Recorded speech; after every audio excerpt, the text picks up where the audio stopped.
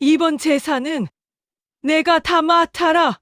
시한부 6개월 진단을 받은 그날 시어머니의 명령이 떨어졌습니다. 어디가 아파? 아픈 사람은 핑계부터 늘어. 종갓집 제사는 사람 목숨보다 중요한 거야. 100장이 넘는 전을 부치다 쓰러진 며느리. 아이고, 또 쇼를 하네. 며느리가 이 모양이니 종가가 꼴이 뭐가 되나? 하지만 말수는 마지막 힘으로 진실을 남겼습니다. 종갓집이 사람 위에 있으면 그건 집이 아니라 지옥입니다. 제사상 앞에서 재생된 녹음 파일, 그 안엔 40년의 증거가 담겨 있었어요. 과연 시한부 며느리가 목숨 걸고 남긴 진실은 무엇이었을까요? 이 이야기가 궁금하시다면 무료인 구독과 좋아요, 알림 설정까지 부탁드립니다. 그리고 댓글로 여러분의 생각을 들려주세요. 그럼 지금 바로 시작하겠습니다. 정말순의 하루는 새벽 4시 반에 시작됐습니다. 아직 어둠이 남아있는 부엌에서 말수는 자동으로 움직이는 기계처럼 손을 놀렸죠. 쌀을 씻고 국거리 고기를 다듬고 마른 나무를 불리는 일. 40년 넘게 반복해온 동작이었어요. 손끝이 차가운 물에 닿을 때마다 관절이 욱신거렸지만 말수는 내색하지 않았습니다. 아니, 내색할 수가 없었죠. 종갓집 며느리가 아프다고 누워있으면 그게 죄가 되는 집이었으니까요. 말수는 올해로 68이었습니다. 젊은 시절엔 간호조무사로 일했어요. 평생 남의 병간호는 해왔지만 정작 자기 병만큼은 숨겼죠. 그래야 했어요. 이 집에서 며느리가 아프다는 건 용납되지 않는 일이었으니까요. 부엌 창문 너머로 새벽빛이 조금씩 스며들었습니다. 말수는 밥솥 뚜껑을 열고 김이 모락모락 피어오르는 쌀밥을 보며 작은 한숨을 내쉬었어요. 그 집엔 92살 시어머니 김춘자가 있었습니다. 혈통과 체면을 신앙처럼 떠받드는 사람이었죠. 김춘자는 매일 아침 7시 정각에 일어나 대청마루에 앉아 집안 구석구석을 살폈어요. 먼지 한 톨, 반찬 하나까지도 빠짐없이 확인했습니다. 말순이 조금이라도 실수하면 김춘자의 지팡이가 바닥을 찍는 소리가 집안을 울렸죠. 종갓집 제사는 사람 목숨보다 중요한 거야. 김춘자가 입버릇처럼 하던 말이었습니다. 그 말이 말순의 삶을 정의했어요. 제사, 차례, 명절, 제삿날. 1년 내내 집안은 조상을 모시는 일로 돌아갔습니다. 말순은 그 모든 일의 중심에 서 있었죠. 상을 차리고 음식을 만들고 설거지를 하고 다시 준비하는 삶. 끝이 없었어요. 말순의 손은 세월의 흔적으로 가득했습니다. 거칠게 갈라진 손등, 굵어진 마디, 군데군데 화상 자국. 전을 붙이다 튄 기름, 뜨거운 냄비를 옮기다 생긴 상처들이었죠. 그런데 요즘 들어 손에 힘이 들어가지 않았어요. 국자를 들어도 무겁게 느껴졌고 칼질을 할 때면 손목이 저려왔습니다. 말수는 알고 있었어요. 이게 단순히 나이 탓만은 아니라는 걸요. 한 달 전 말수는 혼자 병원에 갔습니다. 남편에게도 시어머니에게도 말하지 않았어요. 그냥 정기검진이라고 생각했죠. 하지만 의사의 표정이 심상치 않았습니다. 추가 검사를 받으라는 말에 말순의 가슴이 철렁 내려앉았어요. 그리고 일주일 뒤 진단서를 받아들었을 때 말순의 손은 미세하게 떨렸습니다. 암사기입니다. 위암이 간으로 전이됐어요. 의사는 조심스럽게 말을 이었습니다. 이제는 좀 쉬셔야 합니다. 치료를 시작하더라도 무리하시면 안 됩니다. 말수는 고개를 저었어요. 쉬다니요. 종갓집 며느리가 어떻게 쉬나요? 명절이 코앞인데 제사 준비는 누가 하나요? 말수는 진단서를 가방 깊숙이 넣고 병원을 나왔습니다. 아무도 모르게요. 아무에게도 말하지 않았어요. 집으로 돌아오는 길 말수는 버스 창밖을 멍하니 바라봤습니다. 거리엔 사람들이 분주히 오갔어요. 누군가는 웃고 누군가는 전화를 하고 누군가는 커피를 들고 걸었죠. 평범한 일상이었습니다. 말수는 생각했어요. 저 사람들도 다들 각자의 짐을 지고 사는 거겠죠.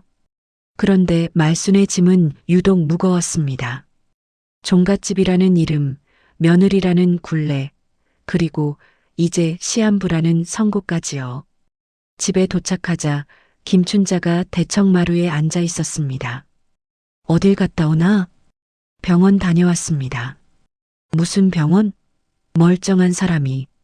말수는 대답하지 않았어요. 말해봤자 소용없다는 걸 알았으니까요. 김춘자에게 며느리의 병은 관심사가 아니었습니다. 중요한 건 제사상이 제대로 차려지는 것, 집안이 잘 돌아가는 것뿐이었죠. 그날 밤 말수는 혼자 방에 누워 천장을 바라봤습니다. 남편은 안방에서 코를 골고 있었어요. 40년을 함께 살았지만 말순과 남편 사이엔 대화가 없었습니다. 남편은 어머니 편이었어요. 언제나요. 말순이 힘들다고 해도 남편은 그저 담배만 피울 뿐이었죠. 말순은 가방에서 진단서를 꺼내 다시 한번 읽었습니다.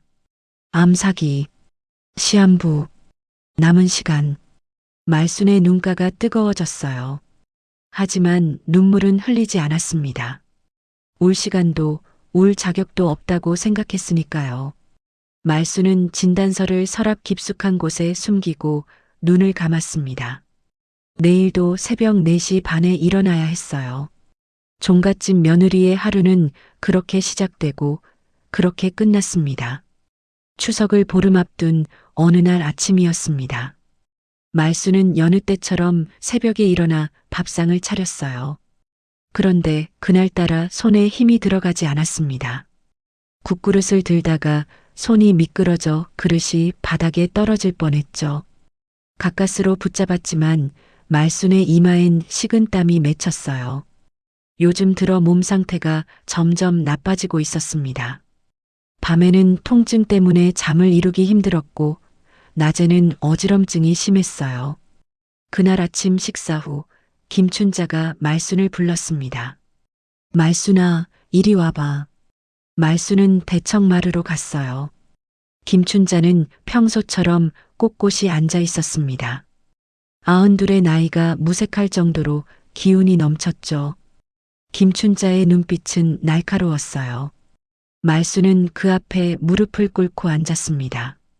올해 추석 차례상 말인데 김춘자가 천천히 말을 꺼냈습니다. 내가 이제 나이가 있어서 힘이 붙여. 올해는 내가 전부 맡아라. 처음부터 끝까지 다. 말순의 가슴이 철렁 내려앉았어요. 전부 맡으라니요. 보통 차례상은 시어머니가 메인을 맡고 말순이 보조하는 시기였습니다. 하지만 이번엔 혼자서 모든 걸 준비하라는 거였죠.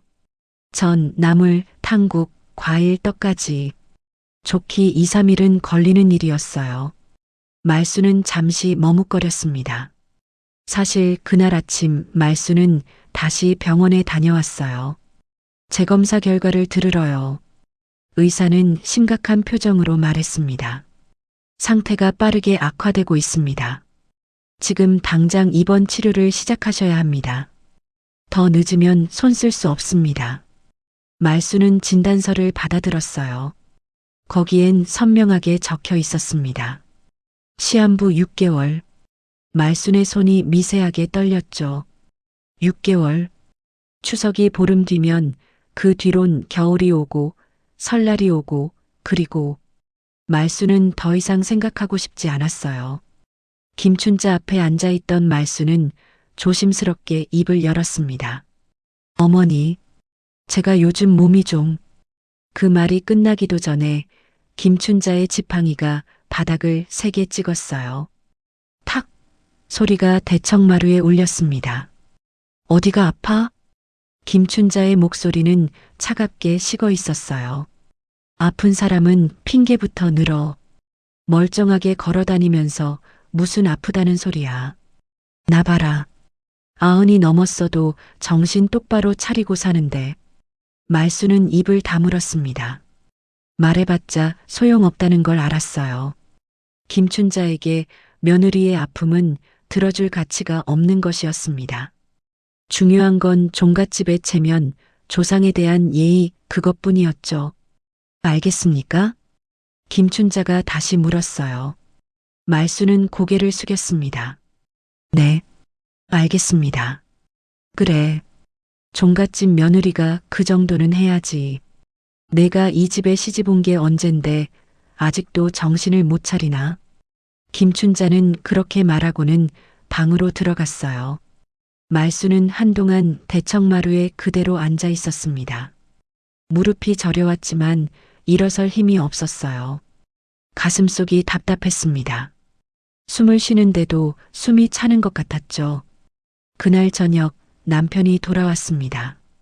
말수는 저녁상을 차려주며 조심스럽게 말을 꺼냈어요. 여보, 제가 요즘 몸이 안 좋아서 병원에 다녀왔어요. 남편은 밥을 먹으며 대답했습니다. 그래, 뭐래? 그게 좀 심각하대요. 심각하면 약 먹으면 되지. 추석 준비는 해야 하잖아. 남편은 그 말을 끝으로 더 이상 관심을 보이지 않았어요. 텔레비전만 보며 밥을 먹었죠. 말수는 더 이상 말하지 않았습니다. 말해봤자 달라질 게 없었으니까요. 이 집에서 말수는 사람이 아니었어요.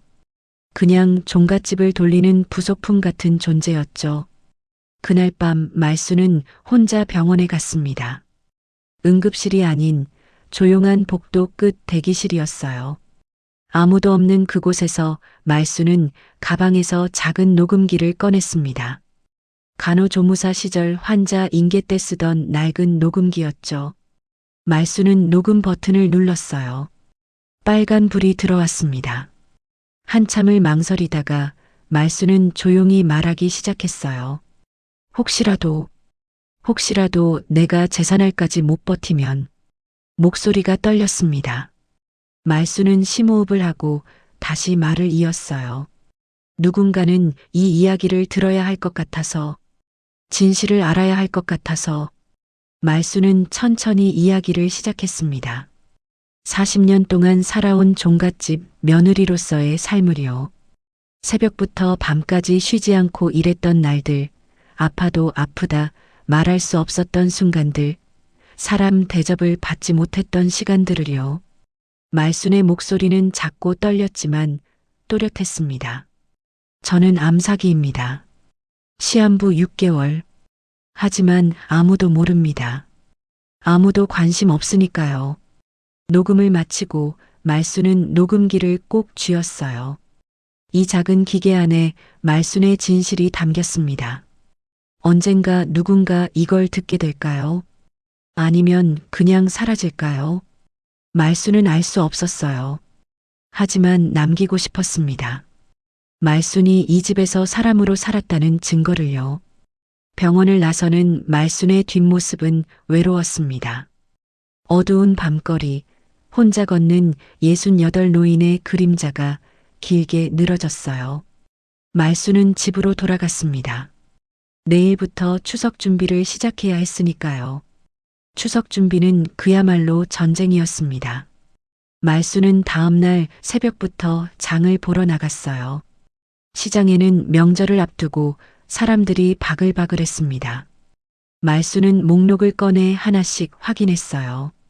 전 부칠 부침가루 10kg, 각종 나물 재료, 탕국용 고기, 과일, 떡 재료까지. 장바구니가 점점 무거워졌죠. 시장을 돌다가 말순은 잠시 쉬려고 벤치에 앉았습니다. 숨이 차올랐어요. 조금만 걸어도 숨이 가빠지고 가슴이 답답했습니다. 말순은 가방에서 병원에서 받은 약을 꺼내 물과 함께 삼켰어요. 진통제였죠. 요즘은 약 없이는 하루도 버티기 힘들었습니다. 집으로 돌아오니 김춘자가 현관에서 기다리고 있었어요. 이제 오나? 벌써 9시야. 느릿느릿하게. 죄송합니다. 사람이 많아서. 변명은 빨리 들어와서 준비나 해. 말수는 무거운 장바구니를 들고 부엌으로 갔습니다. 손목이 저려왔지만 참았어요. 이제부터가 진짜 시작이었으니까요. 말수는 앞치마를 두르고 재료를 하나씩 꺼내 정리했습니다. 전 부칠 재료, 나물 10가지, 탕국 재료. 머릿속으로 순서를 정리했어요. 먼저 나물부터 손질했습니다. 고사리, 시금치, 도라지, 콩나물, 숙주, 무나물, 호박나물, 버섯, 가지나물, 취나물. 10가지를 일일이 다듬고 삶고 무쳐야 했어요. 말순의 손은 쉴 새 없이 움직였습니다. 칼질을 하는데 손에 힘이 안 들어갔어요. 도라지를 찢다가 손가락이 미끄러져 칼에 베일 뻔했죠. 말수는 잠시 손을 멈추고 심호흡했습니다. 그날 저녁부터 탕국을 끓이기 시작했어요. 사고를 넣고 약한 불에 밤새 끓여야 했습니다. 말수는 부엌 옆 작은 방에서 눈을 붙였다가 2시간마다 일어나 불을 확인했어요. 제대로 잠을 잘 수가 없었죠. 새벽 4시쯤 되자 온몸이 쑤셨습니다. 허리는 끊어질 것 같았고 다리는 후들거렸어요. 다음 날부터 본격적으로 전을 부치기 시작했습니다. 동그랑땡, 생선전, 고기전, 야채전. 100장이 넘는 전을 부쳐야 했어요. 말수는 프라이팬 앞에 서서 하나씩 지전했습니다. 기름이 튀어 손등에 닿았지만 아랑곳하지 않았어요. 이미 손등은 화상 자국 투성이었으니까요. 김춘자는 수시로 부엌에 들어와 확인했습니다. 전이 너무 두껍잖아. 다시 해. 색깔이 고르지 않네. 정성이 없어. 종갓집 며느리가 이 정도도 못해? 말수는 그때마다 고개를 숙이고 다시 했어요. 버리고 다시 만들고 또 버리고 다시 만들고 식재료가 점점 쌓여갔습니다. 말순의 손은 부어올랐어요. 손가락 마디마다 붓기가 심해져서 반지를 뺄 수도 없었죠. 밤이 되면 통증이 더 심해졌습니다. 사흘째 되는 날 말수는 잠시 쉬려고 마루에 앉았어요. 숨이 턱까지 차올랐습니다. 가슴이 답답하고 어지러웠죠. 식은땀이 등줄기를 타고 흘렀어요. 말수는 눈을 감고 숨을 고르려 했습니다. 그때 김춘자의 목소리가 들렸어요. 쉬는 건 다 하고 쉬어. 아직 할 일이 태산같이 남았는데. 말수는 일어섰습니다. 비틀거렸지만 참았어요. 다시 부엌으로 들어가 일을 계속했죠. 하지만 말순의 머릿속에선 다른 생각이 맴돌기 시작했습니다. 이렇게 죽을 순 없어. 아무것도 남기지 못하고.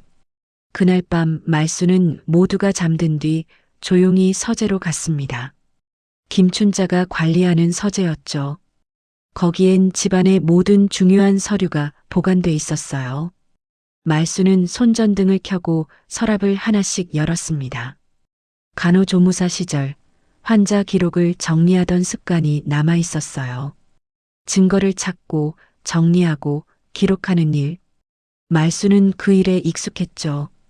금고 사진을 찍었습니다. 통장 사본을 복사했어요. 오래된 재산 분배 메모를 발견했죠. 거기엔 놀라운 내용이 적혀 있었습니다. 김춘자가 자식들 몰래 재산을 빼돌린 흔적, 며느리들에게 준 돈을 나중에 되돌려 받은 기록, 장남에게만 유리하게 작성된 유언장 초안. 말수는 하나하나 사진으로 남겼어요. 서재를 나와 자기 방으로 돌아온 말수는 녹음기를 꺼냈습니다. 벌써 10번째 녹음이었어요. 말수는 오늘 찾은 증거들에 대해 차분히 설명했습니다. 김춘자 씨는 10년 전부터 장남 명의로 재산을 빼돌렸습니다. 통장 번호는. 말순의 목소리는 떨렸지만 또렷했어요. 마치 환자 인계를 하듯 정확하게 정보를 전달했습니다. 날짜, 금액, 계좌번호, 모든 걸 빠짐없이 기록했죠. 내가 죽고 나면 이 집에서 또 다른 며느리가 나처럼 살지 않았으면 좋겠습니다. 누군가는 진실을 알아야 합니다. 녹음을 마친 말수는 파일을 정리했어요. 이제 녹취 파일이 12개가 됐습니다. 사진 자료도 수십 장. 말수는 이 모든 걸 작은 USB에 담았어요. 그리고 USB를 1000조각에 싸서 서랍 깊숙한 곳에 숨겼죠. 다음 날 아침 말수는 다시 부엌에 섰습니다. 어제보다 몸 상태가 더 안 좋았어요. 손이 저리고 다리에 힘이 없었죠. 하지만 멈출 수 없었습니다. 추석은 코앞이었고 준비는 아직 끝나지 않았으니까요. 전을 부치며 말수는 생각했습니다. 자기가 이 일을 끝까지 해낼 수 있을까? 재산할까지 버틸 수 있을까? 말수는 알 수 없었어요. 하지만 한 가지는 확실했습니다. 설령 자기가 쓰러지더라도 진실은 남을 거라는 것. 말순이 이 집에서 겪은 일들이 세상에 알려질 거라는 것. 그 생각이 말순에게 힘을 줬어요. 프라이팬에서 지글지글 소리가 났습니다. 말순은 뒤집개를 들고 전을 뒤집었어요. 부어오른 손으로 떨리는 팔로 말순은 계속 일했습니다. 제사 전날 밤이었습니다. 말순은 부엌에서 마지막 전을 부치고 있었어요. 이미 100장 넘게 부쳤지만 김춘자가 마음에 안 든다며 버린 것들까지 합치면 150장은 좋게 됐습니다. 말순의 손은 이미 감각이 없었어요.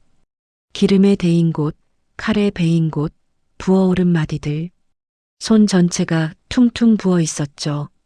시계를 보니 밤 11시였습니다. 새벽부터 지금까지 쉬지 않고 일했어요. 아침도 제대로 못 먹었죠. 어지러움이 심해져서 밥을 삼킬 수가 없었거든요. 말수는 프라이팬 앞에 서서 동그랑땡을 뒤집었습니다.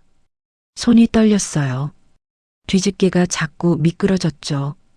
그때였습니다. 갑자기 눈앞이 핑 돌았어요.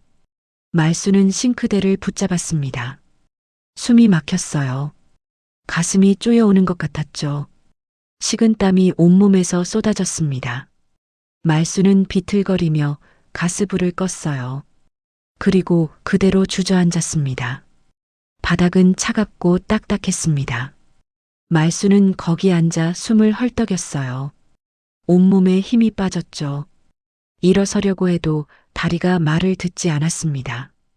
손으로 바닥을 짚었지만 손에도 힘이 없었어요. 말수는 그대로 부엌 바닥에 쓰러졌습니다. 얼마나 지났을까요? 말순의 신음소리를 듣고 김춘자가 부엌으로 들어왔어요. 바닥에 쓰러져 있는 말순을 보더니 김춘자는 차갑게 말했습니다. 아이고, 또 쇼를 하네. 말순은 고개를 들려고 했어요. 하지만 목에 힘이 없었습니다. 김춘자는 지팡이로 바닥을 톡톡 쳤어요. 일 좀 하면 쓰러지고 맨날 이런 식이야. 며느리가 이 모양이니 종가가 꼴이 뭐가 되나. 거실에 있던 남편과 아들도 부엌으로 왔습니다. 말수는 간신히 입을 열었어요.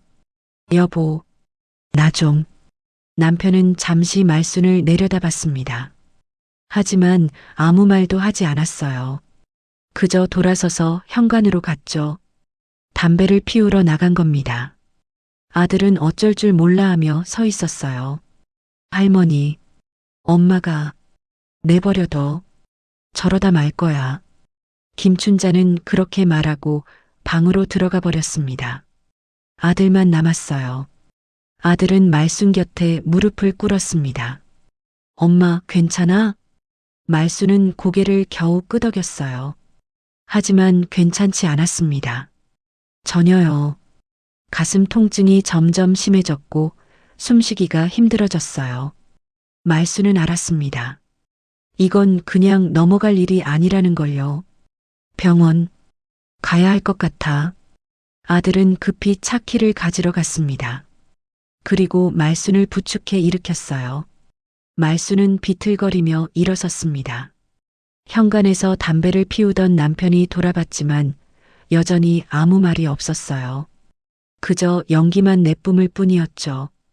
차에 타며 말수는 뒤를 돌아봤습니다.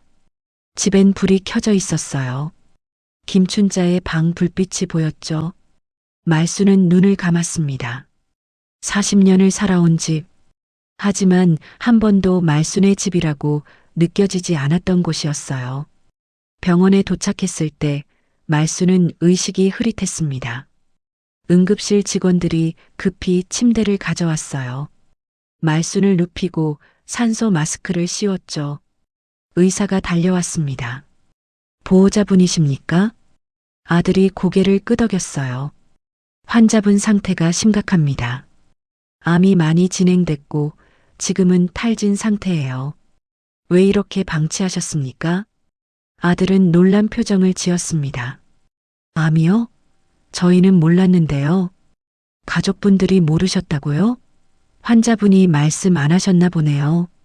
의사는 고개를 저으며 말순을 중환자실로 옮겼습니다. 아들은 멍하니 서 있었어요. 엄마가 암이라니. 그것도 말기라니. 아들은 아무것도 몰랐습니다. 중환자실로 옮겨지기 전 말수는 잠시 의식을 되찾았어요. 희미한 눈으로 아들을 찾았습니다. 창민아. 네, 엄마. 여기 있어요. 말수는 떨리는 손으로 가방을 가리켰습니다. 아들이 가방을 열자 거기엔 작은 USB가 들어 있었어요. 1000조각에 쌓여 있었죠. 말수는 간신히 말했습니다. 제사날엔 꼭 틀어줘. 모료 엄마. 이거 다들 있을 때 꼭. 말순의 목소리는 점점 작아졌어요. 하지만 눈빛만큼은 또렷했습니다. 간절했죠. 아들은 USB를 받아쥐었습니다. 이게 뭔데요? 진실. 진실이야. 말수는 그렇게 중얼거렸어요. 그리고 다시 눈을 감았습니다. 의료진이 급히 말순을 중환자실로 옮겼죠. 아들은 손에 쥔 USB를 내려다봤습니다. 작고 가벼웠어요. 하지만 왠지 무겁게 느껴졌죠. 복도에 홀로 남은 아들은 한참을 망설이다 USB를 주머니에 넣었습니다. 엄마가 그렇게 간절히 부탁했으니 지켜야겠다고 생각했어요. 비록 무슨 내용인지는 모르지만요. 새벽 2시 남편에게 전화가 왔습니다. 아버지, 엄마 중환자실에 계세요. 상태가 안 좋대요. 전화 너머로 한참 침묵이 흘렀어요. 그리고 남편의 목소리가 들렸습니다. 그래. 내일 제사는 어떻게 하나? 아들은 말문이 막혔습니다. 엄마 걱정이 아니라 제사 걱정이라니. 아들은 전화를 끊었어요. 화가 났지만 동시에 슬펐습니다. 이 집안이 이렇게까지 무너져 있었나 싶었죠. 중환자실 창문 너머로 말순이 보였습니다. 여러 기계에 연결된 채 누워 있었어요. 평생 남을 돌봤던 사람이 이제는 기계의 도움을 받아 숨쉬고 있었죠. 아들은 유리창에 손을 댔습니다. 엄마, 미안해요. 중환자실 안 말순의 손이 미세하게 떨렸습니다. 꿈속에서 말순은 여전히 전을 붙이고 있었어요. 끝나지 않는 제사 준비, 끝나지 않는 며느리의 삶. 제사날 아침이 밝았습니다. 하지만 종갓집 부엌엔 말순이 없었어요. 40년 동안 한 번도 빠진 적 없던 자리였죠. 김춘자는 새벽부터 일어나 대청마루에 앉아 있었습니다. 얼굴엔 짜증이 가득했어요. 며느리 하나 없으니 집안이 이 모양이네. 남편은 아침부터 부산하게 움직였습니다. 어젯밤 말순이 만들어둔 음식들을 꺼내 상에 올렸어요. 전, 나물, 탕국. 모든 게 준비돼 있었죠. 말순이 쓰러지기 전까지 만들어둔 것들이었습니다. 남편은 음식을 옮기며 중얼거렸어요. 그래도 할 건 다 해놨네. 아들 창민은 병원에서 밤을 새우고 아침 일찍 집에 돌아왔습니다. 눈이 충혈돼 있었어요. 한숨도 못 잤거든요. 주머니 속 USB가 자꾸 신경 쓰였습니다. 엄마가 그토록 간절히 부탁했던 것. 도대체 뭐가 들어있을까요? 창민아, 내 엄마는? 김춘자가 물었습니다. 창민은 대답했어요. 중환자실에 계십니다. 상태가 안 좋으세요. 그래서 언제 오는데? 제사는 어떻게 하고?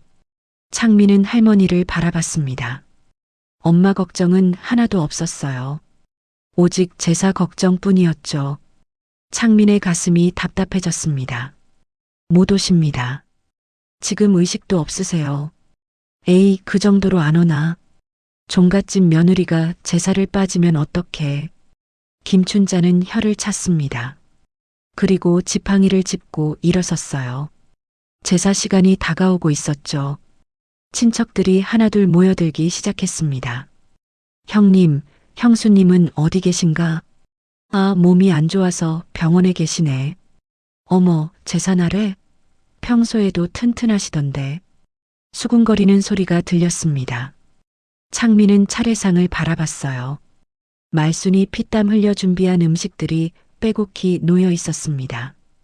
100장이 넘는 전, 10가지 나물, 밤새 끓인 탕국. 모든 게 완벽했죠. 하지만 정작 만든 사람은 여기 없었어요. 제사 시간이 됐습니다. 김춘자가 상 앞 중앙에 섰어요. 평소엔 말순이 서던 자리였죠. 하지만 오늘은 김춘자가 그 자리를 차지했습니다. 이 집 제사는 내가 지킨다.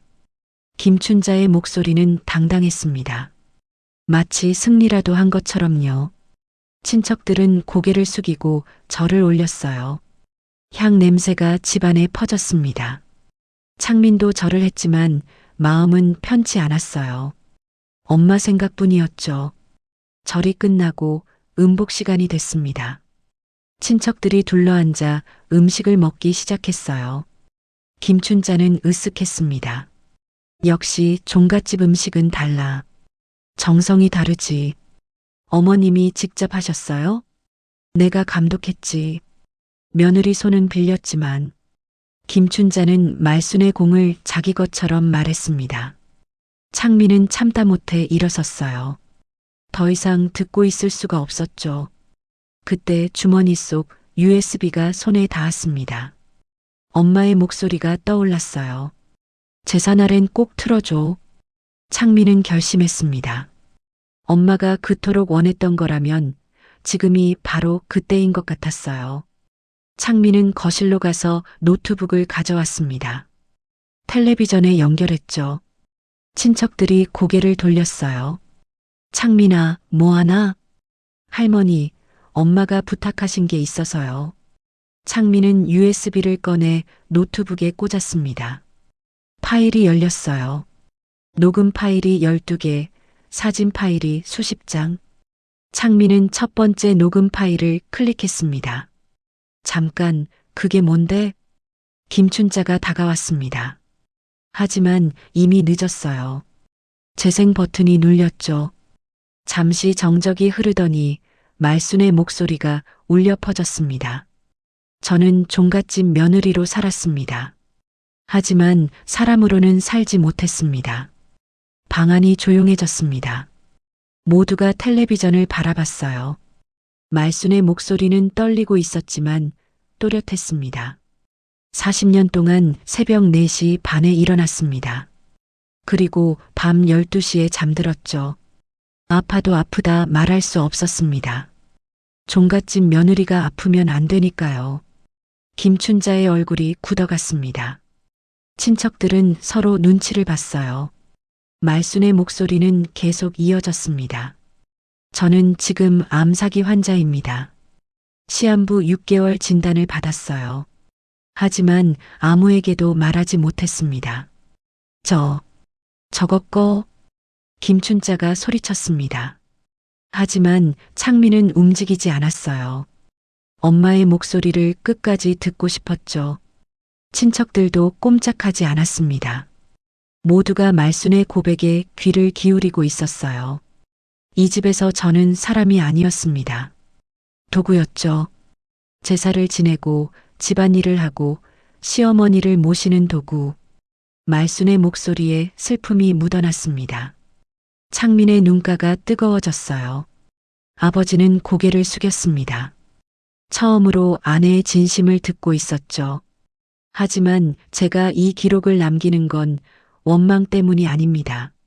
앞으로 이 집에 들어올 며느리가 또 다른 누군가가 저처럼 살지 않기를 바라는 마음입니다. 녹음은 계속됐습니다.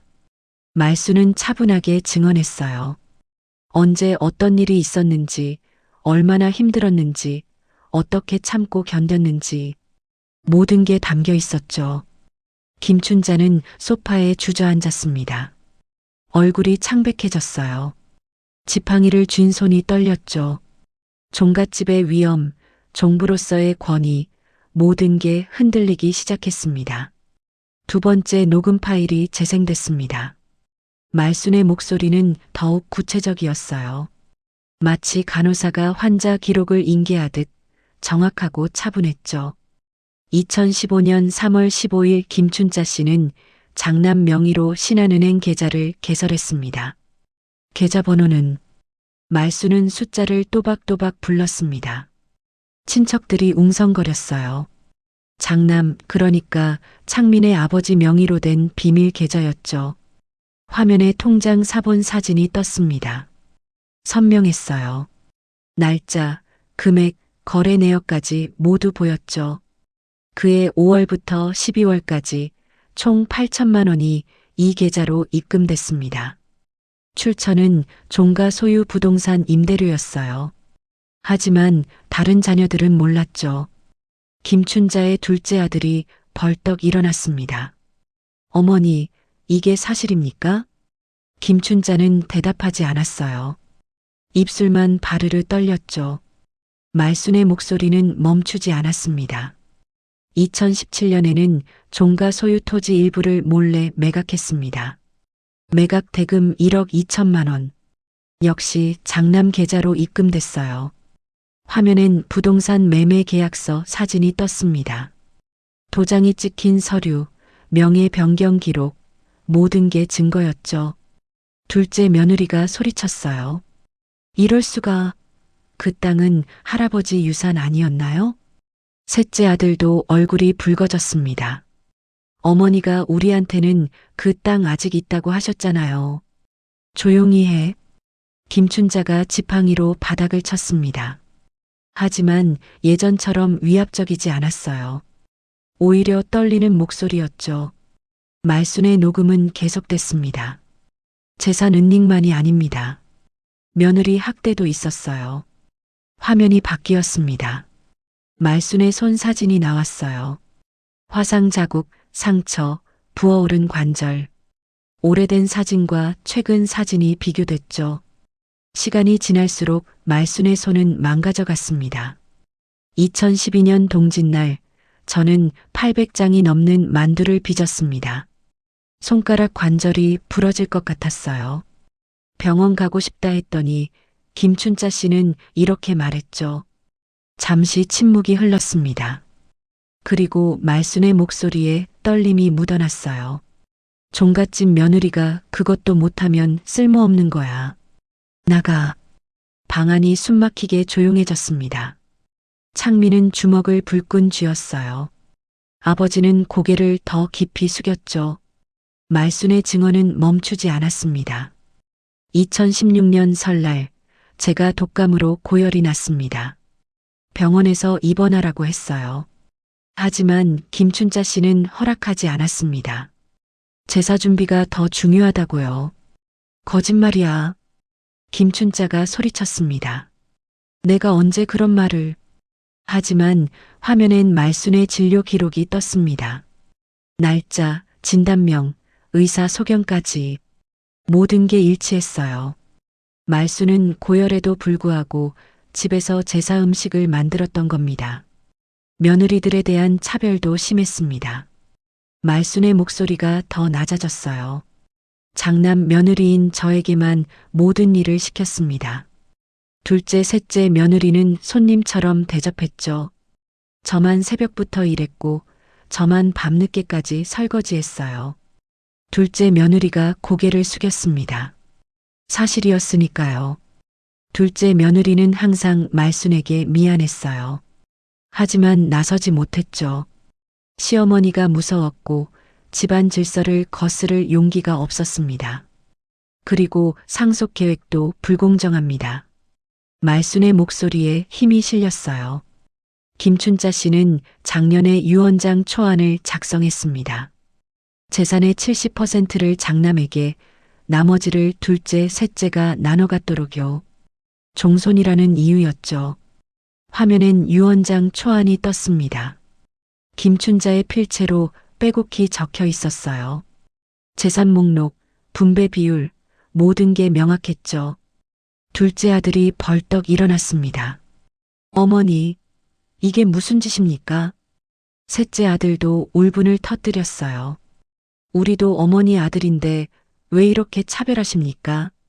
닥쳐, 너희가 뭘 안다고. 김춘자가 소리쳤습니다. 하지만 목소리엔 힘이 없었어요. 이미 모든 게 드러났죠. 변명의 여지가 없었습니다. 말순의 녹음은 마지막을 향해 가고 있었어요. 제 병은 암사기입니다. 위암이 간까지 전이됐어요. 의사는 6개월이라 했습니다. 창민의 눈에서 눈물이 흘렀습니다. 엄마가 그렇게 아팠는데 아무도 몰랐던 겁니다. 아니, 알려고 하지 않았던 거였죠. 하지만 제 병보다 이 집의 병이 더 깊습니다. 말순의 목소리는 슬펐지만 담담했습니다. 종가라는 이름으로, 전통이라는 이름으로 사람을 짓밟는 집, 며느리를 도구로 여기는 집, 이게 정말 지켜야 할 가치인가요? 김춘자의 얼굴이 일그러졌습니다.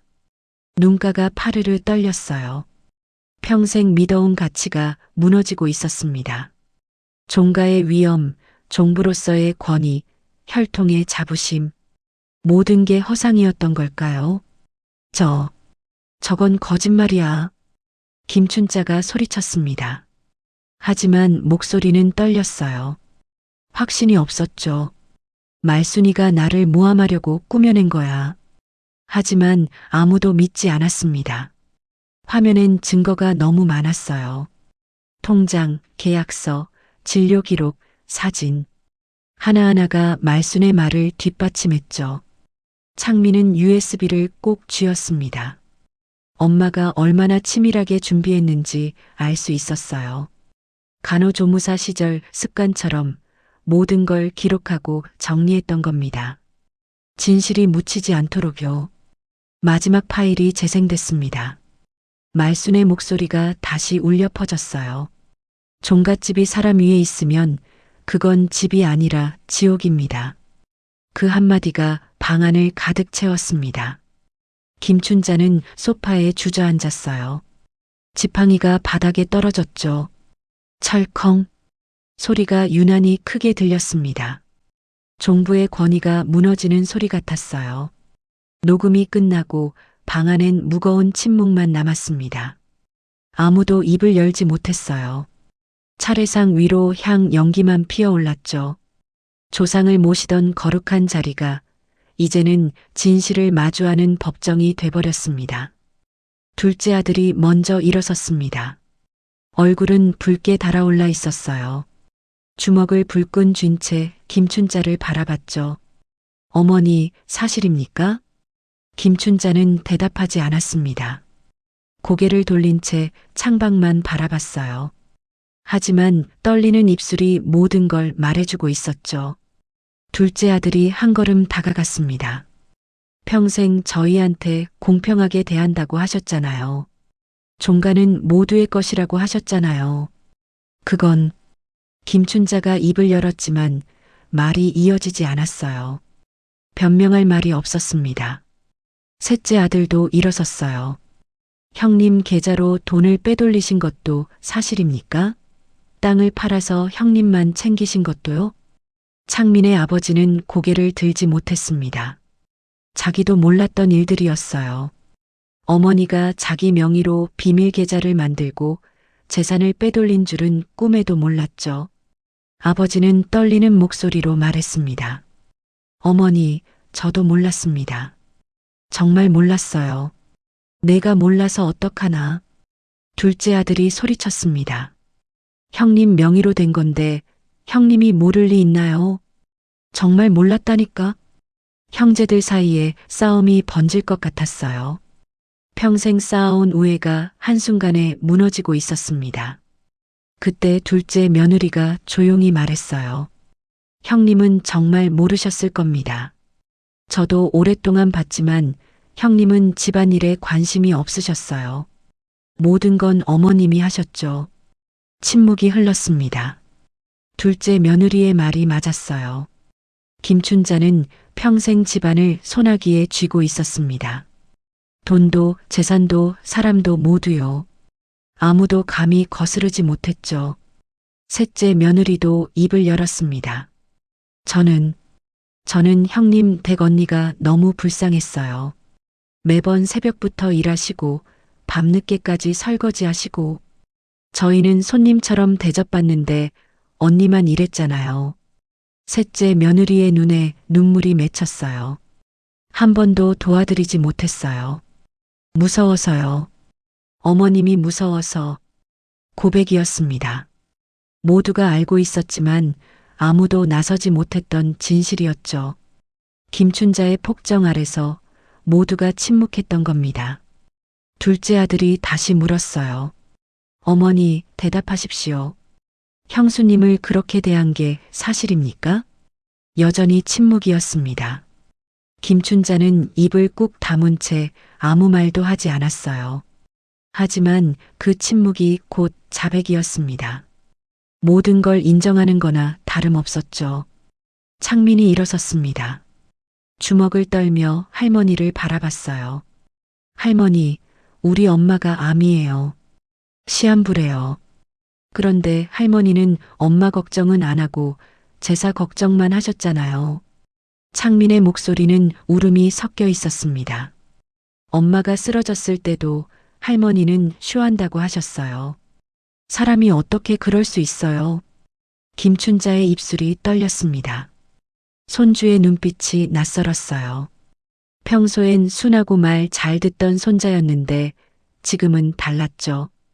분노와 슬픔으로 가득 차 있었습니다. 말순이가 아프다는 말을 하지 않았잖아. 김춘자가 작은 목소리로 중얼거렸어요. 하지만 변명에 불과했습니다. 둘째 아들이 비웃었죠. 말을 못하게 만든 게 누구십니까? 아프다고 하면 핑계라고 하신 게 누구세요? 김춘자는 할 말이 없었습니다. 모든 게 사실이었으니까요. 김춘자는 평생 며느리를 억눌렀어요. 아프다는 말, 힘들다는 말, 그 어떤 약한 모습도 용납하지 않았죠. 종갓집 며느리는 강해야 한다고, 희생해야 한다고 끝없이 강요했습니다. 종갓집을 위해서 한 일이야. 김춘자가 갑자기 소리쳤습니다. 지팡이를 집어들고 바닥을 쳤어요. 이 집안을 지키려면 누군가는 희생해야 해. 전통을 지키려면, 체면을 지키려면 그게 사람을 짓밟아도 되는 이유가 됩니까? 둘째 아들이 맞받아쳤습니다. 형수님은 사람이에요. 어머니 노예가 아니라고요. 입 닥쳐. 내가 뭘 안다고. 김춘자의 목소리는 점점 커졌어요. 하지만 그 안엔 두려움이 섞여 있었습니다. 평생 쌓아온 권위가 무너지는 게 무서웠던 거죠. 종부로서의 위치, 집안의 어른으로서의 힘, 모든 게 사라지고 있었어요. 그때 텔레비전에서 말순의 마지막 말이 다시 흘러나왔습니다. 창민이 파일을 되돌려 재생한 겁니다. 종갓집이 사람 위에 있으면 그건 집이 아니라 지옥입니다. 말순의 목소리가 방 안을 채웠습니다.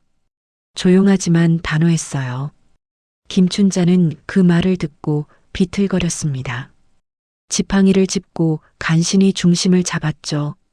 지옥이라니. 내가 이 집을 지옥으로 만들었다는 거야. 김춘자의 목소리는 떨렸습니다. 처음으로 자기 자신을 돌아보는 것 같았어요. 하지만 이미 늦었죠. 40년 동안 말순을 괴롭혔고 며느리를 도구처럼 부렸고 사람 대접을 하지 않았습니다. 이제 와서 후회한들 무슨 소용이 있을까요? 차례상은 그대로였습니다. 음식들이 고스란히 놓여 있었어요. 말순이 피땀 흘려 만든 것들이었죠. 하지만 그 상 앞에 모인 가족의 모습은 완전히 달랐습니다. 서로를 원망하고 분노하고 슬퍼하는 사람들 뿐이었어요. 종갓집의 질서는 완전히 무너졌습니다. 김춘자를 중심으로 돌아가던 집안이 이제는 산산조각 났어요. 아들들은 어머니를 신뢰하지 않았고 며느리들은 시어머니를 두려워하지 않았고 손자는 할머니를 존경하지 않았습니다. 김춘자는 소파에 주저앉았습니다. 지팡이가 손에서 떨어졌어요. 바닥을 굴러가는 지팡이를 바라보며 김춘자는 알았습니다. 모든 게 끝났다는 걸요. 92해 동안 쌓아온 권위가 한순간에 무너졌어요. 말순의 녹음 하나로요. 방 안은 여전히 조용했습니다. 하지만 그 침묵 속엔 말순의 목소리가 계속 울려 퍼지고 있었어요. 말순은 녹음이 공개된 지 이틀 뒤 병원에서 조용히 눈을 감았습니다. 중환자실 침대 위에서요. 마지막까지 의식을 되찾지 못했어요. 창민이 손을 잡고 있었지만 말순은 아무 말도 남기지 못했죠. 아니, 이미 녹음으로 모든 말을 남겼던 겁니다. 장례식은 조용했습니다. 종가의 화려한 장례와는 거리가 멀었어요. 작은 장례식장에 가까운 사람들만 모였죠. 둘째, 셋째 아들 가족이 왔고 말순의 옛 동료들이 왔습니다. 간호조무사 시절 함께 일했던 사람들이었어요. 말순 언니, 그렇게 힘들게 사셨구나. 동료들은 눈물을 흘렸습니다.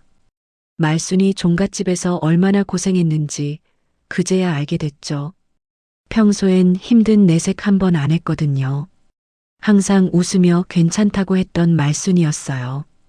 김춘자는 오지 않았습니다. 올 수 없었어요.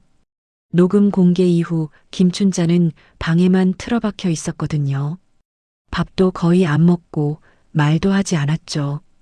평생 누렸던 권위가 무너지자 김춘자도 함께 무너졌습니다. 창민의 아버지는 장례식장 한 구석에 앉아 있었어요. 얼굴은 수척했습니다. 40년을 함께 산 아내였는데 정작 아내가 얼마나 힘들었는지 몰랐던 겁니다. 아니, 알려고 하지 않았죠. 편했으니까요. 어머니 편만 들고 아내는 당연히 희생해야 한다고 생각했으니까요. 빈소 앞엔 말순의 영정 사진이 놓여 있었습니다. 10년 전 찍은 사진이었어요. 그때도 말순은 웃고 있었죠. 하지만 그 웃음 뒤에 얼마나 많은 아픔이 숨어 있었을까요? 창민은 어머니 사진을 바라보며 눈물을 흘렸습니다. 엄마, 미안해요. 제가 몰랐어요. 장례 기간 동안 집안에선 큰 변화가 일어났습니다. 둘째, 셋째 아들이 법률 상담을 받았어요.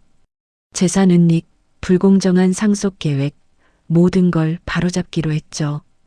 김춘자 명의 재산을 투명하게 공개하고 자식들이 공평하게 나누기로 합의했습니다. 더 이상 이런 식으로는 안 됩니다. 형수님이 목숨 걸고 남긴 증거인데 헛되게 할 순 없어요. 둘째 아들의 말이었습니다. 형제들은 처음으로 한마음이 됐어요. 어머니의 편법과 차별, 모든 걸 끝내기로요. 장례를 마친 뒤 창민은 아버지에게 말했습니다. 아버지, 저 이 집 나갈게요. 뭐? 종갓집 장손이든 뭐든 저는 더 이상 이런 식으로 살고 싶지 않아요. 창민의 목소리는 단호했습니다. 엄마처럼 누군가를 희생시키면서까지 지킬 집안이 아니에요. 저는 그냥 평범하게 살고 싶어요. 아버지는 말리지 않았습니다. 말릴 자격이 없다는 걸 알았으니까요. 창민은 짐을 챙겨 집을 나왔어요. 40년 동안 살던 종갓집을요. 뒤돌아보지 않았습니다. 더 이상 그곳에 미련이 없었어요. 김춘자는 결국 요양원으로 옮겨졌습니다. 아들들이 결정한 일이었어요. 집에서는 더 이상 돌볼 수 없다고 했죠. 사실 아무도 김춘자를 돌보고 싶어 하지 않았습니다. 며느리를 그렇게 대했던 사람을 누가 기꺼이 모시겠어요. 요양원으로 가는 날 김춘자는 한마디도 하지 않았습니다. 그저 멍하니 차창 밖만 바라봤어요. 평생 지켜온 종갓집을 떠나는 길이었죠. 김춘자의 눈가에 눈물이 맺혔습니다. 하지만 흘리지는 않았어요. 끝까지 자존심을 지키고 싶었던 걸까요? 요양원에 도착한 뒤에도 아무도 면회를 오지 않았습니다. 둘째 아들이 한 달에 한 번 왔지만 오래 머물지 않았어요. 할 말이 없었거든요. 김춘자는 좁은 방에 혼자 앉아 창밖을 바라봤습니다. 평생 누렸던 권위, 종부로서의 위엄, 모든 게 사라졌어요. 남은 건 외로운 노인 하나뿐이었죠. 49제를 지낸 어느 봄날이었습니다. 창민은 어머니 무덤을 찾았어요. 조용한 공원묘지였죠. 말수는 종가선산이 아닌 이곳에 묻혔습니다. 창민의 선택이었어요. 엄마는 자유로운 곳에 계셔야 해요. 무덤 앞엔 꽃이 놓여 있었습니다. 누군가 다녀간 흔적이었어요. 아마 둘째, 셋째 며느리들이었을 겁니다. 말순에게 미안한 마음을 가진 사람들이요. 창민은 무덤 앞에 무릎을 꿇었습니다. 손으로 비석을 쓰다듬었어요. 거기엔 간단히 적혀 있었죠. 사랑하는 어머니 정말순. 창민은 조용히 말했습니다. 엄마, 이제 안 아파도 돼요. 더 이상 새벽 4시 반에 일어나지 않아도 돼요. 전도 안 붙여도 되고 제사 준비도 안 해도 돼요. 바람이 불었습니다. 따뜻한 봄바람이었어요. 겨울이 지나고 봄이 온 겁니다. 창민은 눈을 감았어요. 바람 속에서 어머니의 목소리가 들리는 것 같았죠. 고마워, 창민아. 눈물이 흘렀습니다. 창민은 한참을 그렇게 울었어요. 미안함, 슬픔, 그리움, 모든 감정이 눈물로 쏟아졌습니다. 무덤 주변엔 꽃들이 피어나고 있었습니다. 개나리, 진달래, 벚꽃, 말순이 생전에 좋아하던 꽃들이었어요. 창민은 손수건으로 눈물을 닦고 일어섰습니다. 엄마, 저는 이제 제대로 살게요. 엄마처럼 누군가를 희생시키지 않고 평범하지만 따뜻하게요.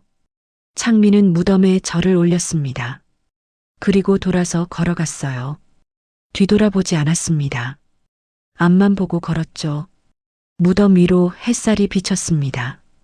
따뜻하고 부드러운 빛이었어요. 40년 동안 종갓집 부엌에서만 살았던 말순. 전 부치는 기름 냄새, 무거운 솥뚜껑, 차가운 새벽 공기만 맡았던 사람. 이제는 자유로웠습니다. 바람이 다시 불었습니다. 이번엔 더 따뜻했어요. 전을 부칠 때의 무거운 냄새가 아니라 꽃향기가 섞인 바람이었죠. 말수는 그제야 쉴 수 있었습니다. 사람으로 살고 싶었던 한 며느리의 이야기. 그제야 세상은 말순을 사람으로 불렀습니다. 40년 종갓집 며느리 정말순의 마지막 외침이 가슴에 남으셨다면 무료인 구독과 좋아요 부탁드립니다. 여러분은 전통이라는 이름으로 누군가를 희생시킨 적은 없나요? 아니면 가족 안에서 목소리를 내지 못하고 참았던 경험이 있으신가요? 댓글로 여러분의 이야기를 나눠주세요. 오늘도 함께 해주셔서 감사합니다. 다음 영상에서 또 만나요.